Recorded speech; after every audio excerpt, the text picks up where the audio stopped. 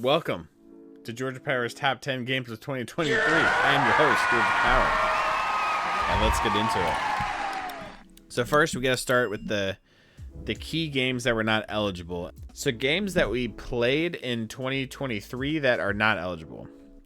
Hogwarts Legacy, we talked about this Wednesday. We're getting close to halfway through, but that'll be a 2024 game. Mass Effect Remastered, we've played one of 3 games of the remaster. Not ready yet. Speaking of ready or not, I think I want to beat every level once before we can grade this one, so this is starting to feel like a 2024 game. Cyberpunk, obviously pretty new into it.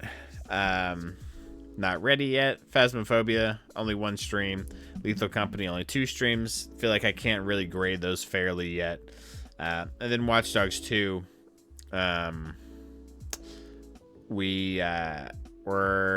The estimation was a third of the way through on Wednesday. So that'll be another 2024 game, especially as that is one that's our Monday game. We play that almost every week. So we'll make some good progress on that one. That's what's not on the list. Now let's get into what is on the list. So starting off with number 10. Lawn Mowing Simulator. Hell yeah. Alright, feels good to be back mowing again, you know? Oh my god! Alright, gotta shake some of that rust off. Yeah, this game was surprisingly good. I thought it was gonna be kind of boring with the lawn mowing piece of it. And there were times that, it's not exactly a Call of Duty.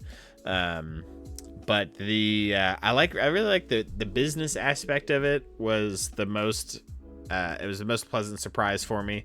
The fact that you get to run a lawn mowing company, not just be the guy on the lawn mowing all the time, added an element of depth that I was not expecting, and made it pretty fun. You could min and max it by using your time most effectively, but I think we got to mow every yard plus do every pickup on the DLC, so I feel like I got to see the game. That's exactly what it was. It was trying to... Did y'all see how lightly I tapped that? Come on, dude. The physics, how? Why? Pretty relaxing, pretty fun, and coming in at our number 10 game of the year. All right, number 9. Sackboy: A Big Adventure.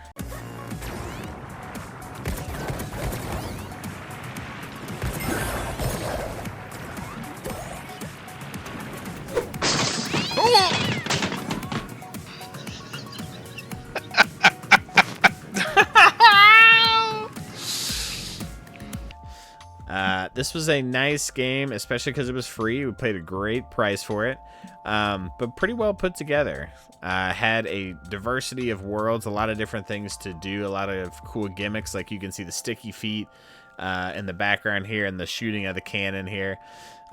Very Mario-esque. Run around, jump on things, do a little puzzle, collect orbs, move on. So it's a tried and true concept with some interesting characters.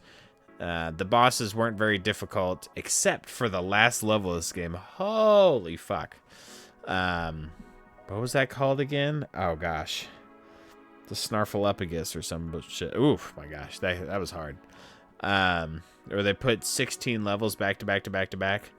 That was incredibly difficult. So, also, the fact that it was co-op, it was fun. With old Shane. I do think it wouldn't be as fun without Decrepify.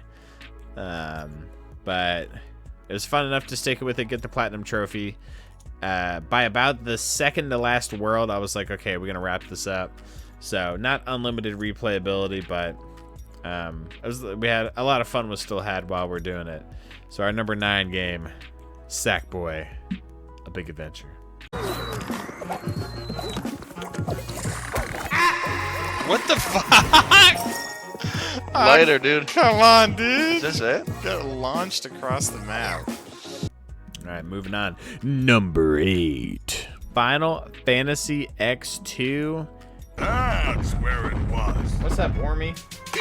Sorry Big for the chungus. trouble. I appreciate you finding it for us, though.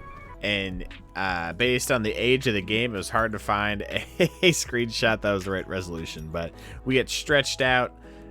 What's her face? Yuna here for Final Fantasy X2 at number 8. Game was okay. I definitely had some fun with it. It was the real-time mechanics changing from turn-based to pseudo-turn-based with the real-time aspect with some more like active skills was interesting. The story is pretty mediocre. The over-the-top like girly gang is also very over the top, but the action sequence is fun. The battles are a lot of fun. The kind of climax of the story was really good, even though even the story itself was but like it really ramped up at the end and it became fun. I was like, I don't really get why and the motivations for all the villains here, but like it's still fun to go beat them up. So that's kind of where we're at, and it's a fun twist on the turn-based game, but overall still didn't have to do as much grinding as Final Fantasy X, but still had to do some just sheer level grinding to get levels up, because you can tell it was a very experimental game. They tried a lot of different things. Some worked, some didn't. Level progression, mostly, I think it worked better than Final Fantasy X. Real time was pretty good, but there were definitely times where I wish it was turn-based so I could slow things down and use some things.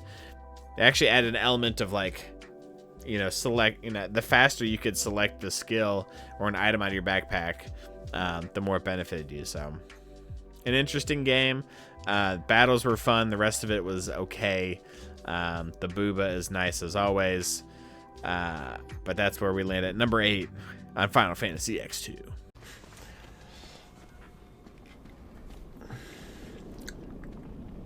Hello? Oh, fuck. Find the sphere and the fiends appear. Ooh, wow, this came out of nowhere.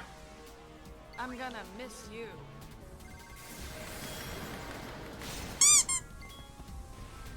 Oh, you said that like he was gonna die. You can't say I'm gonna miss you and then not kill the dude.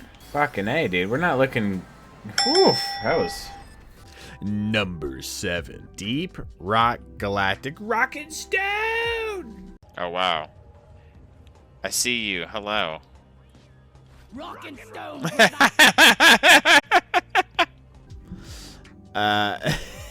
This is another one that does get docked a little bit because of the co-op. Playing this co-op and playing this solo are wildly different.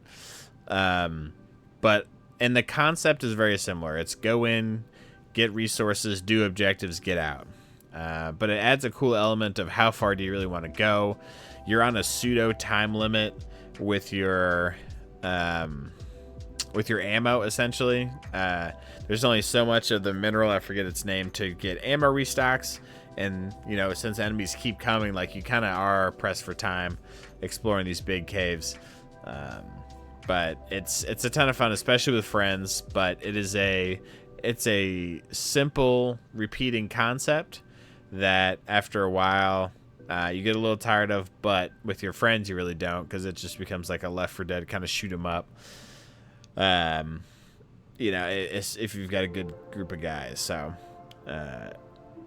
fun, but short-lived fun, in my opinion. It doesn't have a ton of replayability for me. But it is fun for the occasional stream for sure, and I would not hate to play this one more. I've had more fun with this than Final Fantasy X2 or Lawn Mowing Sim or whatever number 9 was. Sackboy. Oh no! I got grabbed! Help me! Help me! Help me! Help me! Ah! Alright. Are you good? Yeah, Can I save you? you did. Number 6. Gears 5. It was tempting to put this at 5, but that's just not how it worked out, unfortunately. I can do this. Jack? Somebody? I can do this.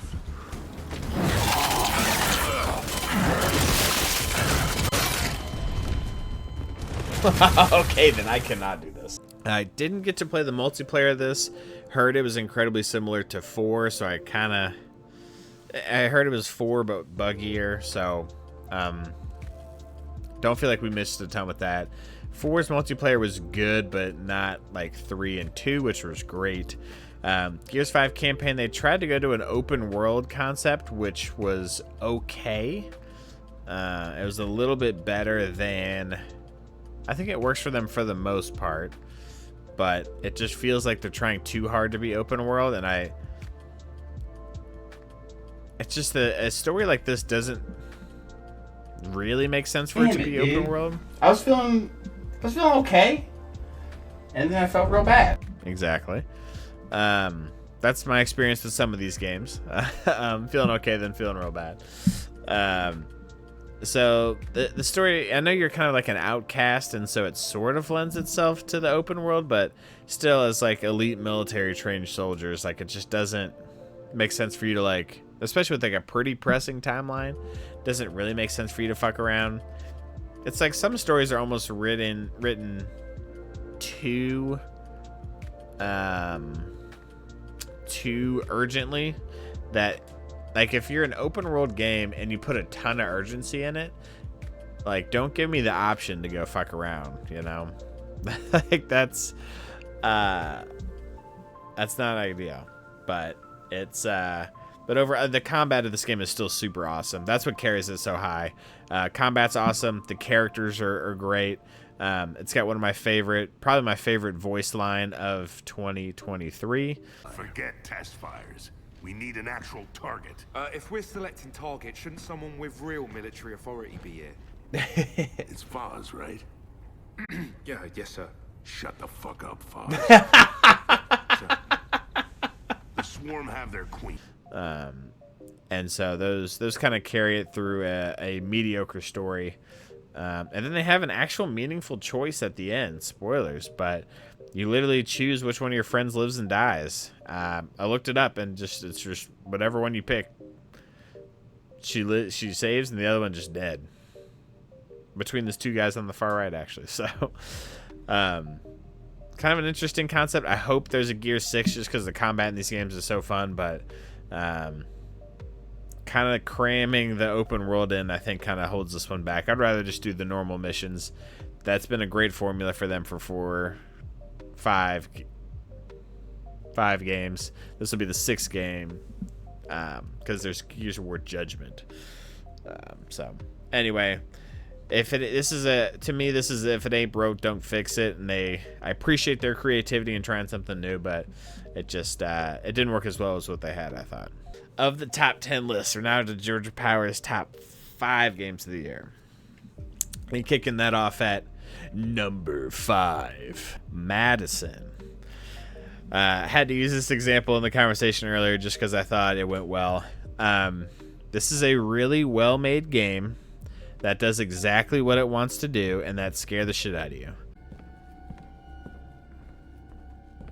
Oh, no. Oh, fuck. Hans!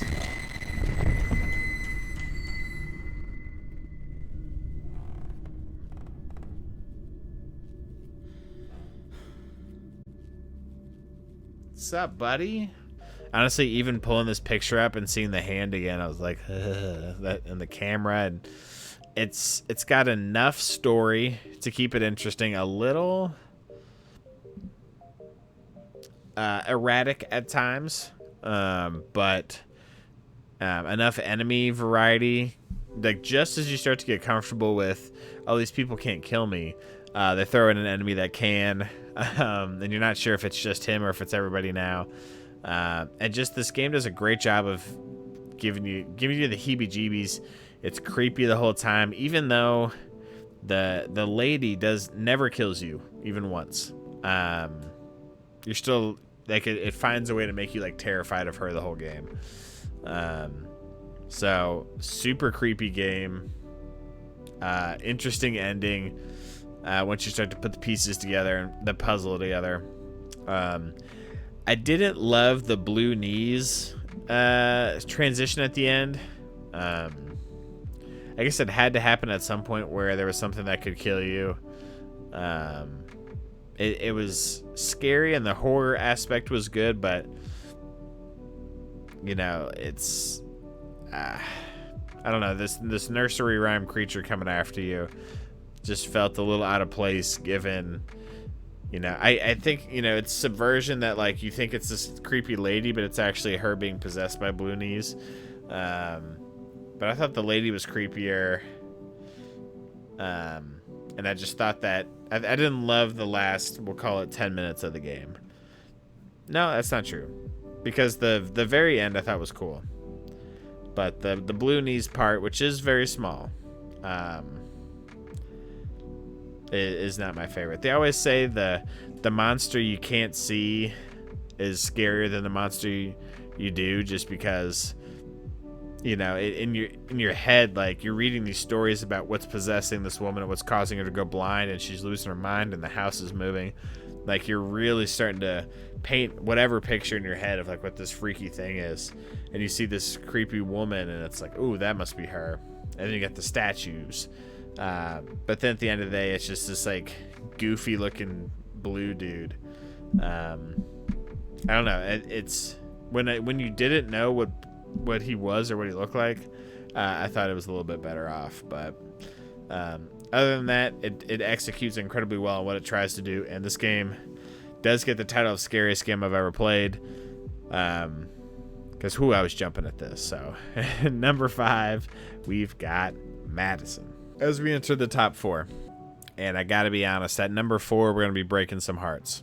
Number 4, Stray. The cat. You know I can't have the cat game ranked too high, right? Aside from that, Stray is a very good game. But it's... You did a really mediocre job, friend. Fuck. The puzzling aspect is good. The world building is solid. It does it in a very unique way. It's a very unique combination of characters, the cat and then the AI of sorts that can kind of communicate with and for the cat. It's a cute game. It's a very cozy game. We actually did end up beating it 3 times because trying to get the platinum trophy, which we did get, don't worry.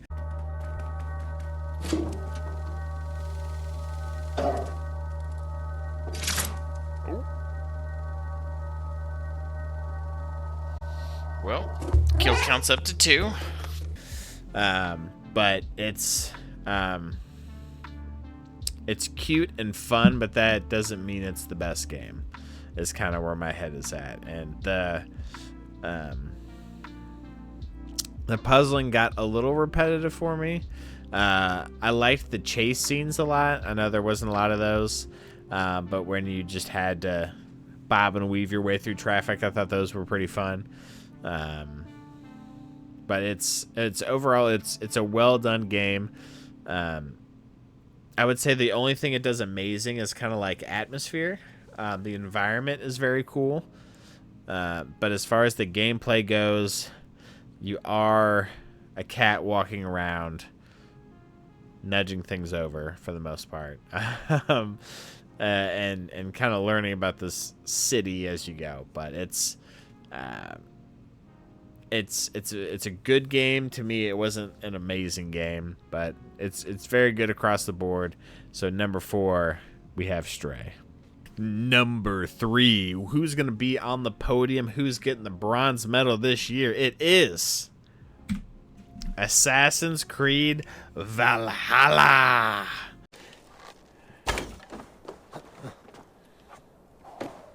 Because it's, especially they were saying, because it's like early in the year, so the lake hasn't gotten very cold yet. It was like, oh, I did all that, and there's just a doorway right here. It's classic Assassin's Creed, I feel like. I'm just overthinking this a little too hard. This game is very good. It's takes the kind of new age Assassin's Creed formula, the open world, but not the ultra stealth and the counter based attack. Lets you just go all out and be a Viking.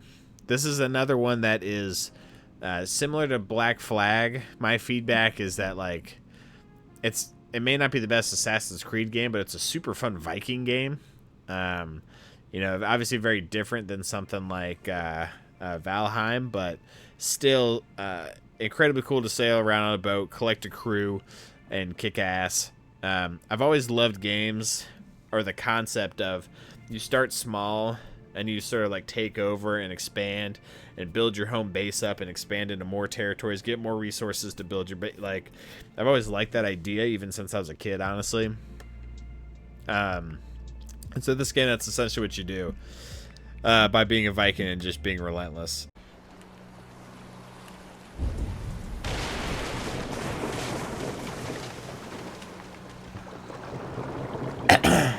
That is a strong piece of wood that my boat exploded on. What the fuck was that? Now, the game is way too fucking long. And it's one of the few times I've truly complained about that. That's my time being in danger with this game. And so maybe it's becoming more emphasized the older I get. Like, it's great that you get a lot for your money, but so much of this is filler. Like, it's a little tough to continue to open chests. Like, I have more money than God in this game, but like, ooh, gotta get the loot chest. You know, it's just so like, why do I continue to do this? And the answer is for the platinum trophy, but they have so much. It's almost like the purpose was so that like, oh yeah, dude, so you don't have to do everything. We made it, we put way too much in the map, so you don't have to do everything. But at the same time, since you gotta like go to every territory and conquer it, like you kind of have to go at least everywhere. So I feel like they encourage the completionism by doing that. So where did Big Boy go? What was that noise? What? It's so long that I've forgotten. I forgot where I was in the story several times. Like, who is this guy? Especially when they reference so and so from you know, you did one main mission with them 80 hours ago. It's like, I have no idea who that is. So I feel like I kind of missed a lot of the story elements that Sandy's had to help explain. Just because the game was so long, I didn't know what to do. Like, I forgot about it. So for the bronze medal in 2023, we've got Assassin's Creed Valhalla. And yes, I will get this platinum. Without further ado,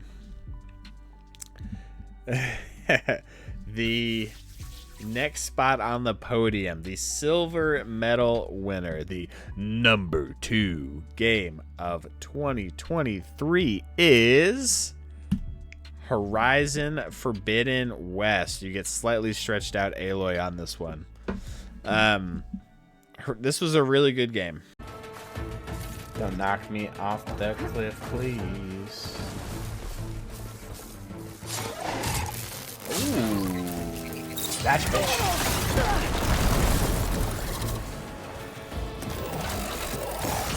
Whoa. I have no idea how I didn't fall there. I think I may be slightly biased, and it may get a little bit of a docking. You suck balls! We've got some disagreement in the crowd. I didn't like it as much as the first one, and I don't know that I was able to separate that out in my grading, my scaling. Beautiful open world. The introduction of a lot more water elements was really interesting, as well as flying. They do a nice job of taking skills that you already have and got through the first game, and having you build on those in this game. Also, but in some, you know, I think your spear they had reset because it got broken. Unacceptable condition! Unacceptable!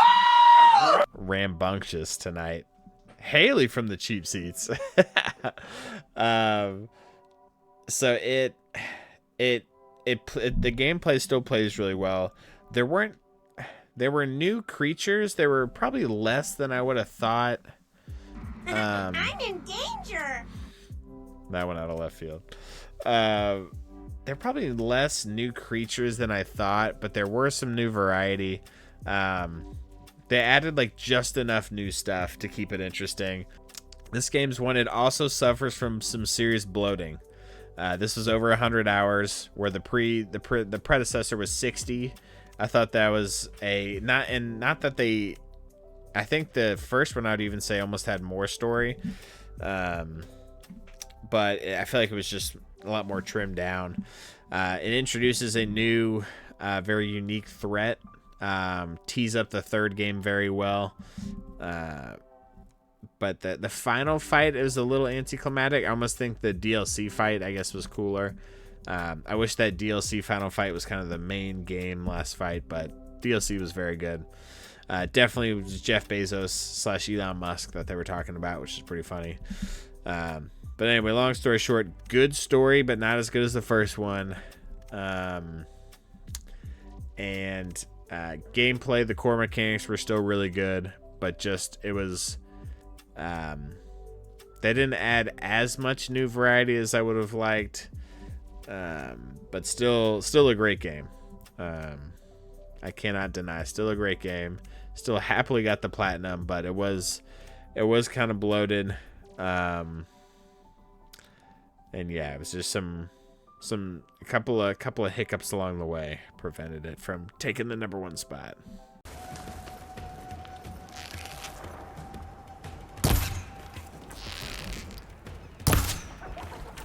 What is happening?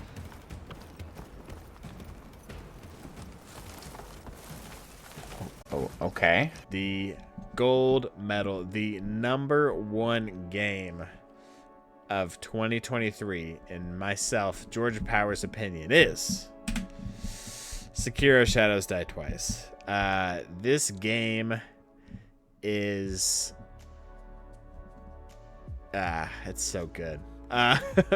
It's got the most fun and like elegant combat of any Souls game that is in existence. It's got the challenge of those games in a very in a samurai setting, which feels badass. Not unlike Ghost of Tsushima when we were playing that, our #1 game of 2020. Just the whole like kind of samurai or shinobi concept is pretty fucking badass. The tool that he's displaying here adds a unique element to the combat, and it really starts to feel, once you start getting decent at it, which I've probably lost all that skill by now, it really starts to feel like this big like back and forth kind of dance of combat with the sword play. That just once you figure it out, which I never fully figured it out, but got pretty close, it starts to feel really good. And just, it's a beautiful game. There's not too many puzzly pieces that are annoying, which this games can kind of sometimes get sucked into. And I think it's got the best story of any Soulsborne game. I'm sure there's a way to make that different.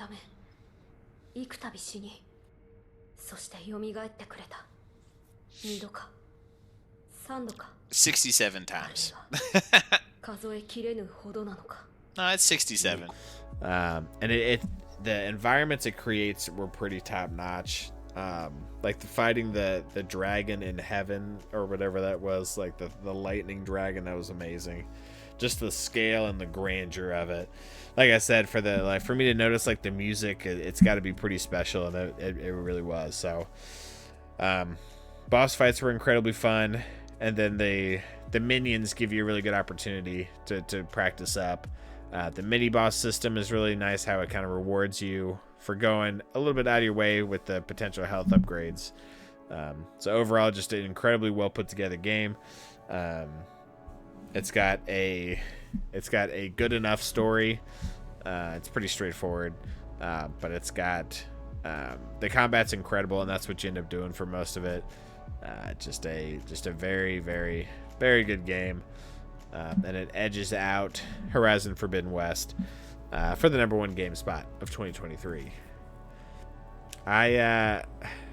Part of what I base this on, a lot of times, gosh, I didn't get very frustrated with this game. Occasionally, yeah, but I was almost always looking forward to playing this more and had like more fun while I was playing this than Forbidden West. Forbidden West, I mean, you could really get bogged down in some dialogue. Like there were some like less than thrilling parts of it. But then there were some also really badass parts, so all part of the balance, but overall I had Sekiro edging it out. Alright, so now that we have our top 10 list here, we've got the games that did not make the cut that we need to boo. I should have had a boo sound alert ready to go, but this is the games that did not make the cut for the top 10. When you only play 14 games, it's not great when you don't make the cut.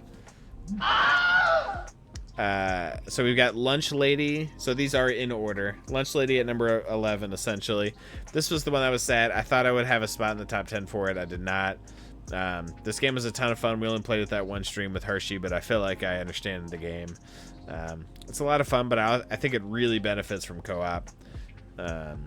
I would happily play this on a few more streams, but it's a pretty limited game, pretty basic, but very fun all the same. Wildcard Football. I'm happy that there's more football games entering the marketplace, but they put a ton of effort into Ultimate Team on this, and the key element of Ultimate Team, which is the card buying and selling, you couldn't sell cards. And it took them like a month to fix it. So you couldn't do like one of the most important parts of the game. And because you couldn't sell cards, you couldn't buy more cards and players. So the whole like let's create a roster part was like eliminated. And then they put so much effort into the Ultimate Team and very little effort into everything else that the thing you worked so hard on was broken, and so it's like it gets old pretty quick. It's fun, but it got stale quick. We've got Ape Wars. I think that's an S on there. It's like a flash game. It's fun. You can tell there was some effort put in. Incredibly friend dependent because there was only like 7 people in the world online when we were playing. But honestly, we had a lot of fun. And then Barbecue Simulator. Also, can technically play this by yourself, but way better as a friend. There's no real, I mean, it's a super basic game. There's no real objective to it. Just a lot of, and it worked. It kind of worked, you know. It's just a lot of, they wanted to have a bunch of game modes, but the core mechanic of like the grilling was kind of broken. So me and Lur just played it to screw around, and it was fun for like $2, but I don't think it executed very well on what it was trying to do. All right. How did Wildcard not make it? I know, dude. I don't know how they did. Oh, no. I didn't mean to hit that. Oh, God. Condition unacceptable. Those are the two. Probably shouldn't laugh anymore. Oh no!